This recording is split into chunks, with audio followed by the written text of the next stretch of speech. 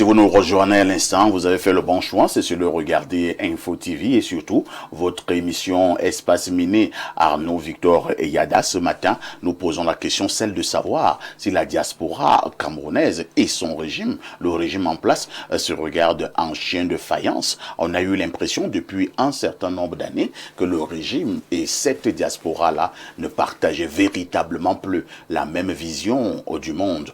Première question, vous confirmez que les deux entités se regardent en chien de faïence? Si c'est le cas, qu'est-ce qui peut expliquer cet état des choses? Alors, pour confirmer ou infirmer, il va falloir partir sur les constats. Je vais d'abord définir de manière basique, et ça c'est vous qui m'avez appris à aborder les sujets comme ça. Tout à fait. Ce qui signifie diaspora.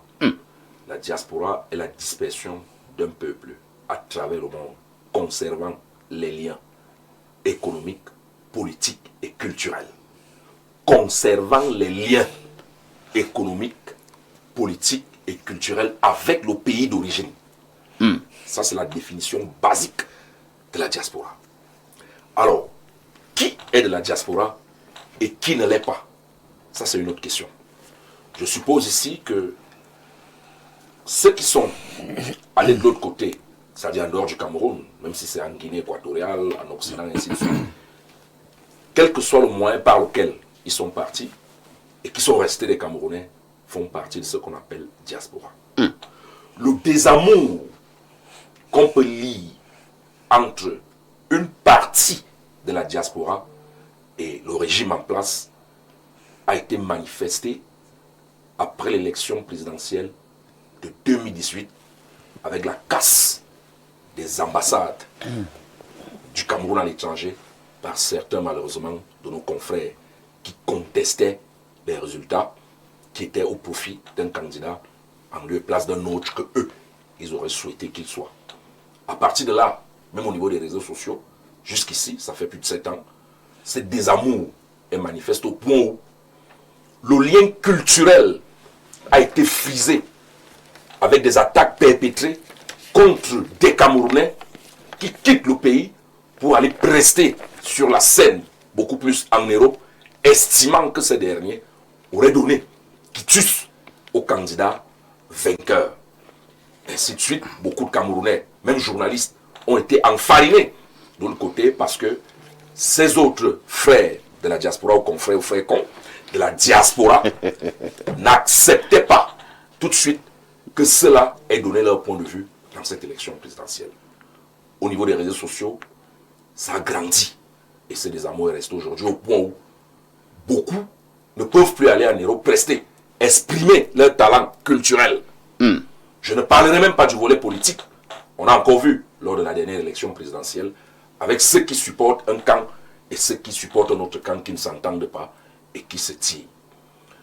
Maintenant, je vais prendre un volet intéressant, le volet économique. Ouais. Lorsqu'on fait un tour dans les diasporas des autres pays voisins au Cameroun, en l'occurrence au Nigeria, on a quand même la nette impression que la diaspora contribue efficacement sur le produit intérieur brut, avec justement les échanges, tant sur les importations et que les exportations. Mais tout de suite, il est difficile de percevoir ça au Cameroun. Où est donc le problème? C'est là la question.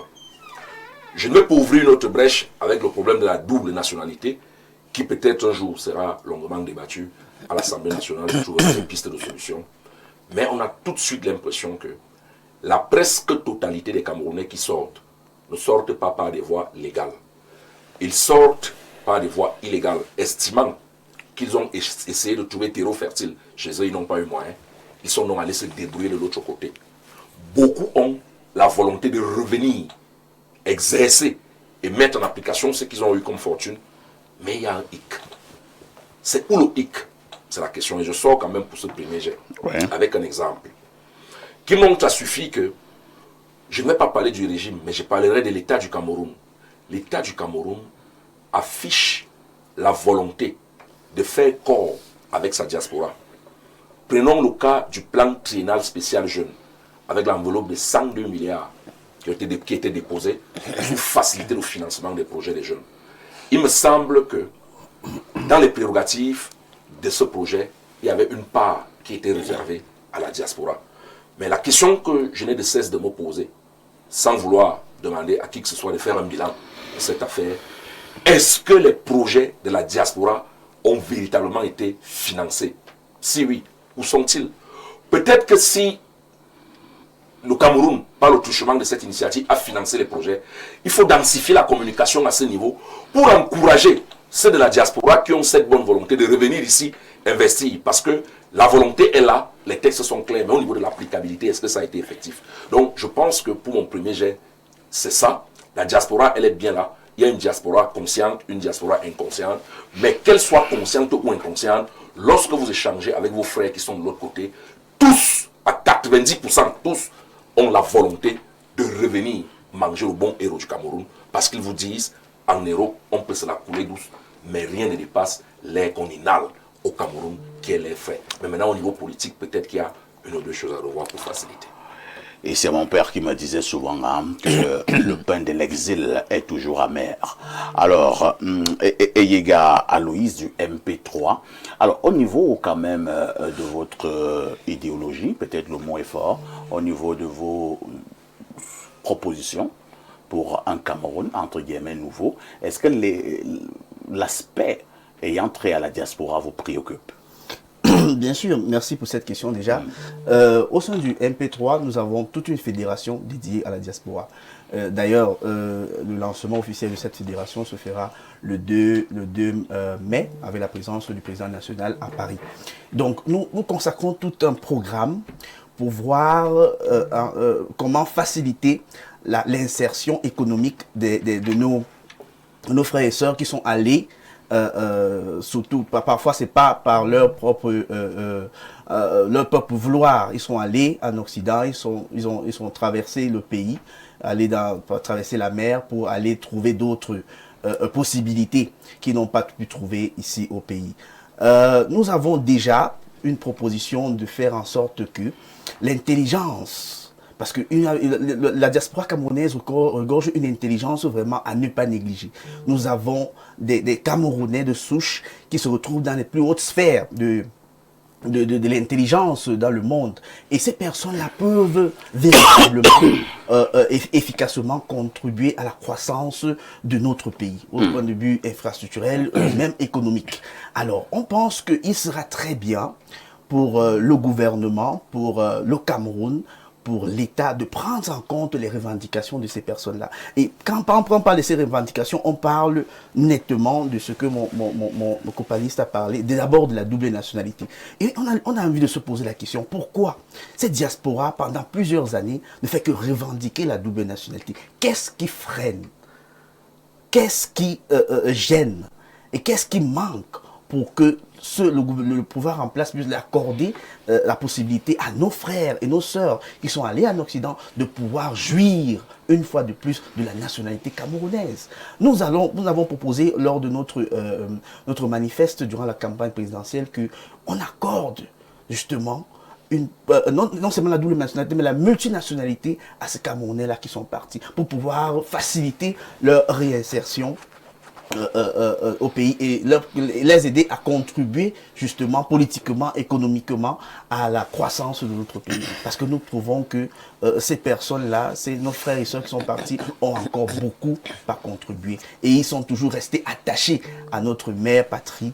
Et ils sont vraiment, si les choses sont vraiment ouvertes, ils peuvent contribuer vraiment à notre croissance. Mais mon frère a parlé de l'apport économique, financier, surtout de la diaspora. Selon les recherches que j'ai établies, la diaspora contribue chaque année en termes de milliards. Il y a des transferts de milliards qui entrent au pays grâce à cette diaspora. Et ces milliards sont investis dans notre pays et contribuent à la croissance économique de notre pays. Donc ce n'est pas à négliger. Nous avons certes une diaspora qui... une certaine fraction de la diaspora qui ne semble pas être très républicaine. Mais on peut même se poser la question, mais pourquoi est-ce qu'elle est devenue un peu plus rebelle? Peut-être que sa voix n'a pas été entendue. Peut-être qu'elle a pensé qu'il faut changer de tactique. Il faut trouver un autre moyen de pouvoir s'exprimer.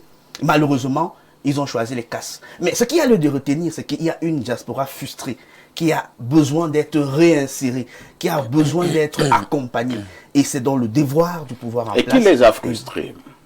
Les décisions qu'on a prises, les décisions qui ont été prises par le pouvoir en place. Et surtout, donc vous accusez le pouvoir en place. Cet empêchement-là, pour eux de jouir de cette camerounité qu'ils ont fondamentalement obtenue de par leur...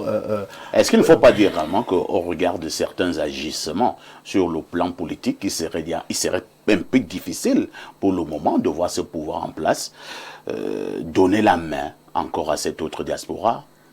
Bien, il y a des antécédents.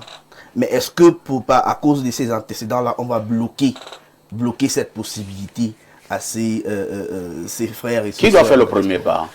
Bien, l'État, patrie, la mère patrie, ceux qui ont en plein doivent aller vers ces personnes-là, qui sont frustrées, qui sont dispersées. Ces personnes ne sont ouvertes au dialogue? Je pense qu'il y a encore... Est-ce qu'on ne retrouve pas des radicaux, des extrémistes? Mais ils sont combien? Ils sont combien qui sont extrémistes? Ils sont une minorité qui sont en train de... J'ai vu que si vous suivez, surtout dans les réseaux sociaux, il y a des conversions. Il y a plusieurs d'entre eux qui sont revenus dans des meilleurs sentiments et ils pensent qu'ils peuvent contribuer d'une autre façon à faire bouger les choses. Parce qu'il n'y a pas que la double nationalité. Ils sont aussi en train de militer pour de l'alternance. Ils pensent que après avoir vécu dans un pays là où ils jouissent d'un certain confort, ils voient comment les choses bougent. Ils pensent qu'ils peuvent, d'une manière ou d'une autre, à travers les lobbies, à travers d'autres, peut-être des contributions, ils peuvent faire bouger les choses également, politiquement, au pays. Donc, il y a lieu aussi de les écouter.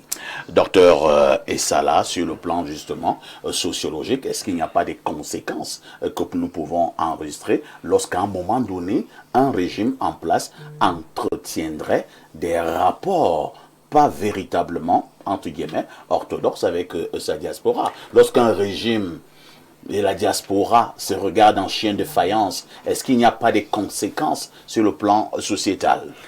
Merci, M. Pafa. Ici, il y a beaucoup de conséquences, mais je commencerai par dire que les risques qu'on observe aujourd'hui, ou depuis un certain nombre d'années, comme le copaniste l'a dit tout à l'heure, depuis 2018, avec la diaspora et l'État camerounais, n'ont pas commencé qu'en 2018. Elle date même de la fin des années 50. Elle date de la fin des années 50. Souvenez-vous, lorsqu'on a décidé de supprimer les activités de l'UPC, beaucoup de Camerounais, de leaders, se sont expatriés. Ils sont allés dans la diaspora s'organiser pour mener la lutte, pour faire entendre la voix du Cameroun à leur manière. Ça, c'était des Camerounais qui étaient en ce moment-là à la diaspora. On peut citer quelques noms. Il y a des Abel Kingé, les Félix Moumier. Ils sont nombreux, même au Miobe à un moment donné. Ils sont allés jusqu'à l'ONU pour porter la voix du Cameroun, ou la lutte qu'ils menaient, pour se faire entendre. Cette lutte s'est poursuivie jusqu'au début des années 70, et puis il y a eu une sorte d'accalmie. Début des années 90, avec le contexte de la crise économique, vous avez vu ce qui s'est passé avec les villes mortes. Il y a eu, à l'université, des manifestations et des manifestations qui ont abouti à la création de plusieurs autres universités, parce qu'à l'époque, c'était rien que l'université de Yaoundé. Tout à fait. Beaucoup de Camerounais se sont exilés, beaucoup sont partis en Occident. Constituer maintenant cette diaspora-là aujourd'hui, qui ont commencé à faire des manifestations dans l'activisme. L'activisme n'a pas commencé qu'aujourd'hui. Il y a eu à l'époque des célèbres activistes comme les Patis Nouma, qui ont commencé ce travail depuis fort longtemps, avant de voir donc émerger cette nouvelle génération d'activistes qui ont des méthodes nouvelles, auxquelles on était peu habitué jusqu'à une certaine époque, jusqu'avant l'élection de 2018, c'était pour arriver au niveau du copanéliste. Maintenant, parler des conséquences. Les conséquences sont énormes. Et avant de parler des conséquences, il faudrait d'abord revenir même aux origines. Qu'est-ce qui crée cette tension entre l'État camerounais et sa diaspora? Il y a comme une forme de rejet aujourd'hui de certains Camerounais, nombreux pour la plupart. Et cela s'est manifesté lors des résultats de la dernière élection présidentielle. Vous avez vu les résultats qui viennent de la diaspora. Beaucoup de Camerounais... Le RDP s'est perdu partout, hein, dans la diaspora. Bien évidemment. Partout. Ça, c'est un aveu de rupture. C'est un aveu de rupture de banque. Beaucoup de Camerounais ne veulent plus voir cette élite dirigeante en place. Beaucoup de Camerounais veulent une nouvelle classe dirigeante. On veut voir une nouvelle classe politique émerger et gouverner ce pays. Voilà pourquoi à un moment donné, lorsque les gens ont le sentiment que, et je voulais dire, Dieu a donné une extrême longévité au président Paul Biya et à son système, à son pouvoir.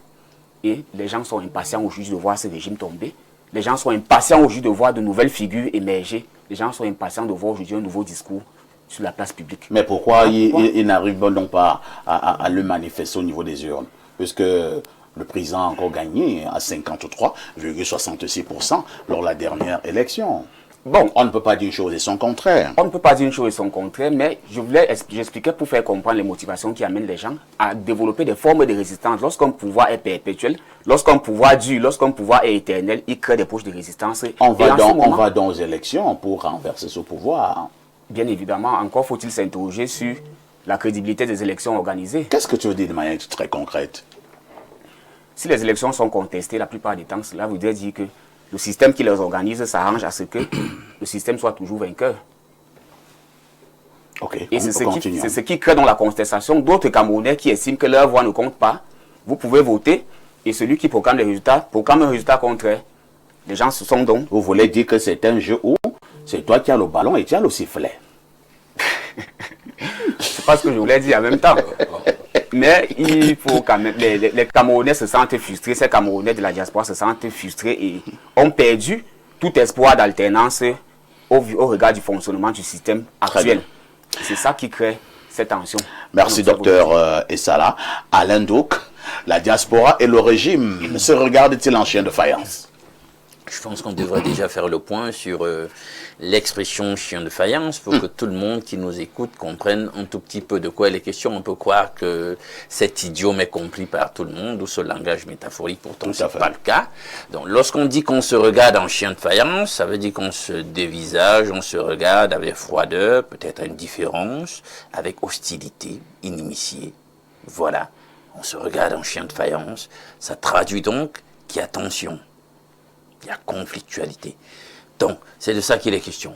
Sur le rapport dans la diaspora et le régime, je pense qu'on peut interpeller les dernières statistiques, les derniers suffrages exprimés pendant la campagne présidentielle, je veux dire les élections présidentielles du 12 octobre 2025, pour essayer de voir si on pourrait trouver raison de justifier ce dévisagement hostile entre les deux partis au travers des résultats. Et là, on constate qu'on a eu un vote sanction, des suffrages sanction, qui traduisent bien un rejet arithmétique de la diaspora, un rejet statistique du régime par la diaspora. Or, avant ce rejet statistique, on avait déjà un chapelet des griefs assez important. Parce que la diaspora se pose des questions. Ils sont dans les pays de leur immigration, les pays qui les ont reçus lorsqu'ils ont quitté le leur, pour diverses raisons, on ne va pas revenir là-dessus. Ils regardent un tout petit peu la situation du pays pendant qu'ils sont ailleurs. Ils se posent quand même énormément de questions. Est-ce que le pays est gouverné d'une façon qui permette qu'ils puissent s'en réjouir? Maintenant, vous savez, sur la question,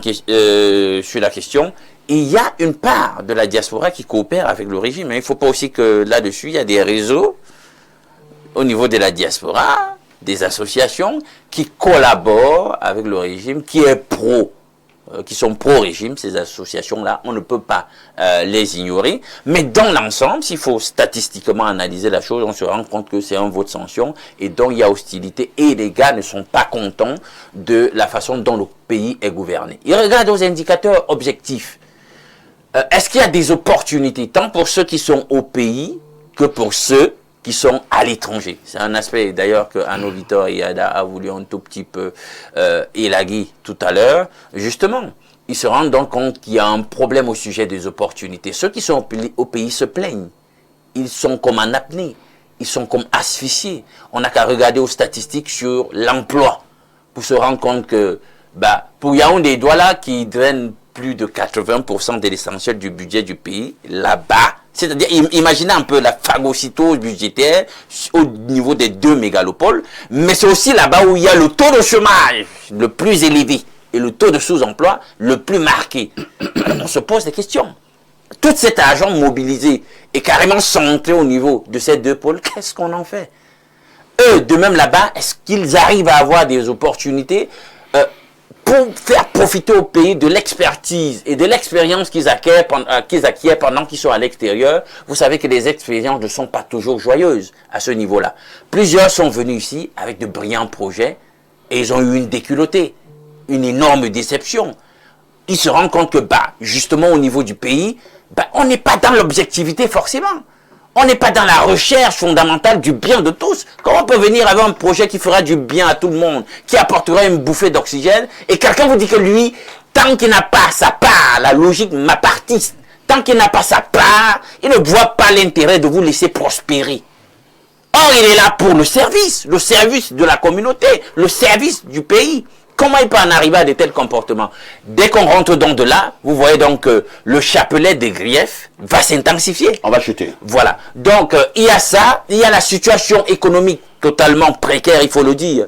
Ce n'est pas dire du mal personnellement des gens que de le dire. On interpelle les chiffres et on se rend compte qu'il y a une croissance qui n'arrive pas à décoller. Elle est là, elle est stagnante. Sur 5 ans, on est là à 2,9% de croissance. Ça veut dire que ça ne peut pas impulser le développement que nous voulons et ça ne peut pas satisfaire les attentes des populations à tous les niveaux. Il y a maintenant la question de la pauvreté qui ne fait que devenir de plus en plus marquée. Les villes qui sont insalubres, quand ils rentrent, ils viennent ici pour des congés ou des vacances. Incroyable. On se trouve où là? C'est un véritable capharnaüm. Ils ne peuvent pas être contents. Finalement, le rapport avec le pouvoir en place sera un rapport d'hostilité. Donc je préfère d'abord m'arrêter là. Merci Alain Douk. Allons rapidement au niveau de notre messagerie. D'abord le 212, hein. C'est un message qui nous vient du Maroc. Bonjour parfait ici, le mot TP de la modération. C'est lui qui veut retirer la canne au Sénégal. Eyada, pour ceux qui ne le savent pas, Eyada est le papa de la dénonciation. Il était le premier porteur, choisi par Parfait pour porter la voix des 100 voix avec des dénonciations plus insolites les unes que les autres. Ah, Eyada. On veut Eyada pour le vendredi société avec une thématique ayant trait à la sexualité parfaite. On a déjà pris le rendez-vous. Tu seras là, non, tonton Eyada. Il est très fort dans les sujets de sans caleçon. Ce sera véritablement la mort de l'audience en télévision. En passant, peut-on parler de cette histoire de vœux, de chasteté demain à jeudi spiritualité avec un prêtre ou sans, s'il te plaît, parce que je crois que cette chose n'existe pas dans la Bible et je parle sur le contrôle d'Alain Douk. Voici la sagesse du jour. Quand tu fais l'amour à une femme d'une autre nationalité, fais-le bien, car tu représentes tout un pays. Dixit les Bafia. À demain 10h. Incroyable. Un autre message, hein? L'une vient du plus 20. Le plus 20, c'est l'Égypte. Que dit le téléspectateur de l'Égypte? Salut le panel. C'est vraiment compliqué avec nous, Camerounais. Sur un plateau sérieux, un invité relègue les agissements de la diaspora à partir de 2018. En fait, la diaspora est simplement déçue des dirigeants qui tous ont séjourné, étudié ici et aujourd'hui aux affaires sont incapables de vous donner, vous donnez quoi? Bon, quelqu'un, il continue. Qu'en 2021, chez nous, quel est l'échantillon de la diaspora invitée par les autorités, les vendeuses des piments, alors que c'était l'occasion de vanter les talents des enfants du pays, parmi lesquels les architectes, docteurs, ingénieurs, maires, etc. Bonne journée. Un autre message ce jour, hein, que dit cette téléspectatrice?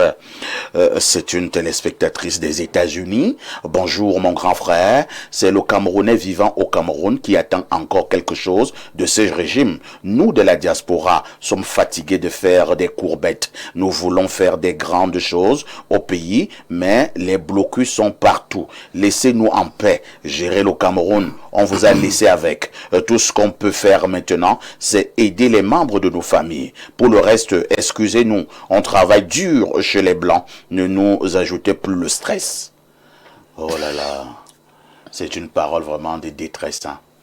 Elle ne veut pas qu'on leur ajoute le stress.